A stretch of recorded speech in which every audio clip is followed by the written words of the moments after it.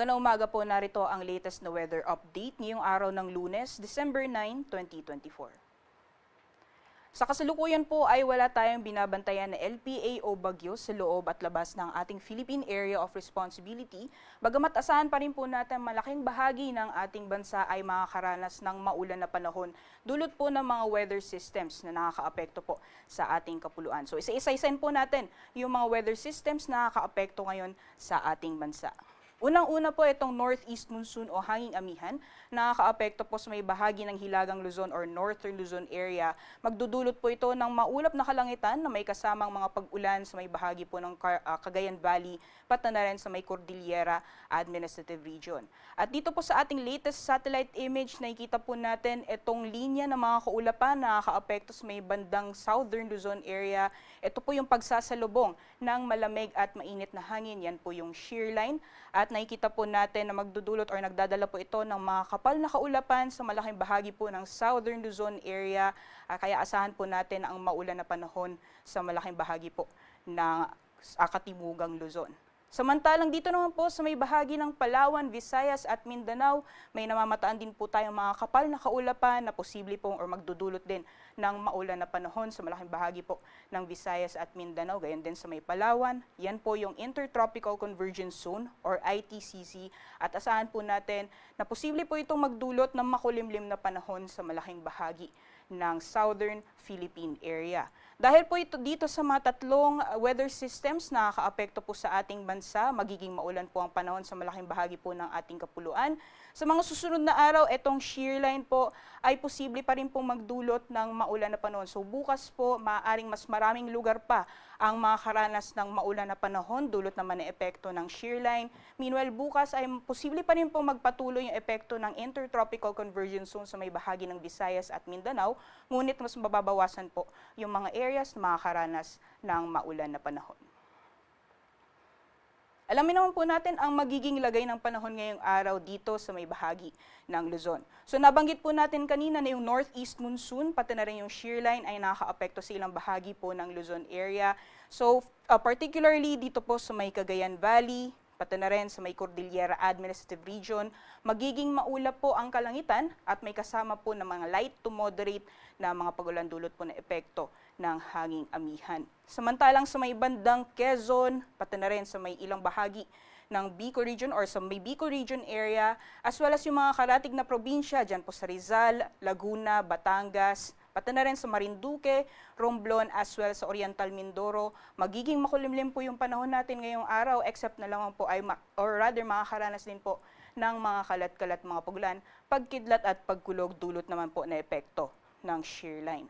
At sa nalalabing bahagi naman po ng Luzon, particularly dyan po sa may Ilocos Region, sa nalalabing bahagi po ng Central Luzon, dito po sa Metro Manila, sa may Cavite, as well as sa may Occidental Mindoro, although magiging bahagyang maulap hanggang sa maulap po ang papawirin, mataas po yung tsansa ng mga biglaan o mga panandaliang buhos ng ulan, dulot po ng mga isolated thunderstorms, especially po pagdating sa hapon o sa gabi. So sa ating mga kababayan na lalabas po ng kanilang mga tahanan, ay magbaon lamang po tayo ng payong o kahit na anong pananggalang sa ulan at mag-monitor po tayo ng mga thunderstorm advisory na nilalabas po ng ating Pag-asa Regional Services Division.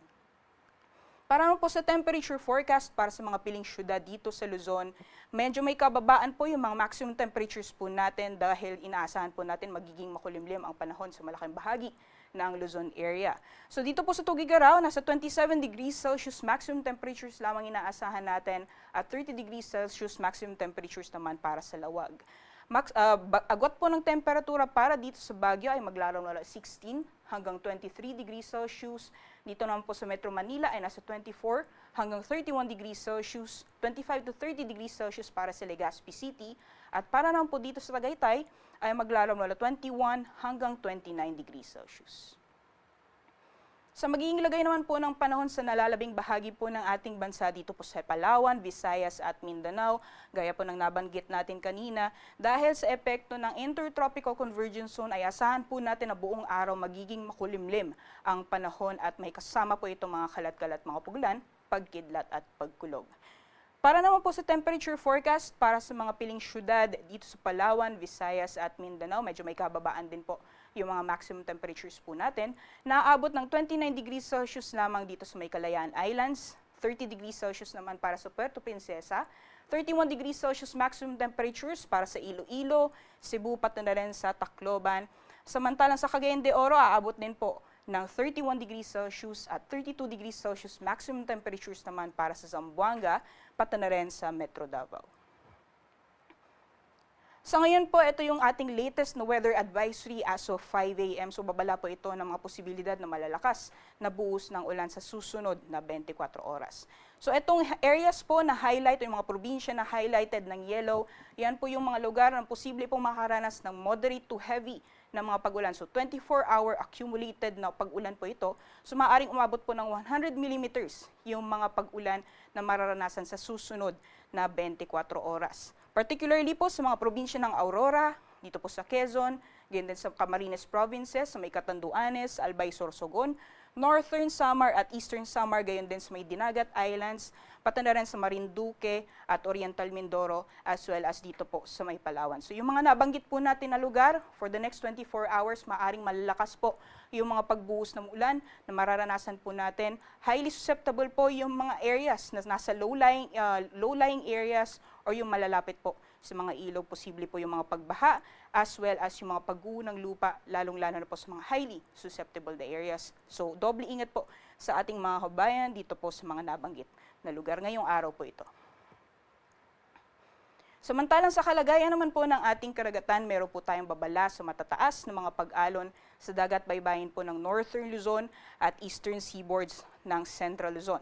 So particularly dyan po sa may Batanes, sa Cagayan kasama ang Babuyan Islands, sa dagat baybayin po ng Isabela, sa Northern Aurora, pati na rin sa Ilocos Norte, Ilocos Sur, sa northern portion ng La Union at sa western Pangasinan. So maaring umabot po ng 5 meters yung taas ng mga pag-alon po dyan. So delikado pong pumalaot, lalong-lalo na po sa ating mga kababayan na may mga maliit na sakyang pandagat at ating mamamayang mangingisda. So inaabusuhan po natin yung mga nabanggit na areas or mga kababayan po natin na huwag po munang pumalaot sa mga sabing baybayin.